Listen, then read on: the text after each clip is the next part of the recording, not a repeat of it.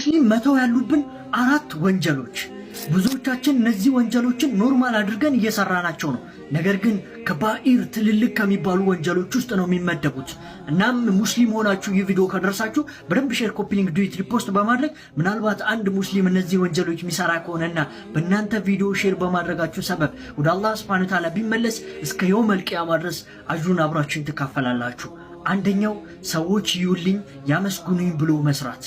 አላህ ሱብሓነሁ ወተዓላ ይህንን የውስጣችሁን ድብቅ ዓላማ ያውቃልና ነገ በቂያማ ቀን ምስጢራችሁን በማጋለጥ ያዋርዳችኋል። ሁለተኛ ደግሞ ምቀኝነት ነው። ምቀኝነት መልካም ስራዎችን ያጠፋባችኋል እና ምቀኝነትም ከባባድ ከሚባሉ ወንጀሎች ውስጥ ነው የሚመደበው። ሶስተኛ ደግሞ ሰላትን እያወቃችሁ የምታሳልፉ ከሆነ ነው አላህ ሱብሓነሁ ወተዓላ ከባድ የሆነ ቅጣት እንደሚጠብቃችሁ በቁርአን ላይ ተናግሯል። አራተኛና የመጨረሻው ደግሞ ወሬ ማዋሰድ ነው። ወሬ ማዋሰድ አላህ ሱብሓነሁ ወተዓላ በቁርአን ላይ መጥፎ ጥርጣሬን እንድናስወግድና እንደዚሁም ወሬ የምታመላልሱ ሰዎችን የምታጣሉ ሰዎች የአንድ ወንድማችሁን ስጋ ሞቶ እንደ መብላት ነው ብሏል። እናም እንደ ሙስሊም እነዚህን 4 ከባባድ ወንጀሎችን ልንተው ይገባል።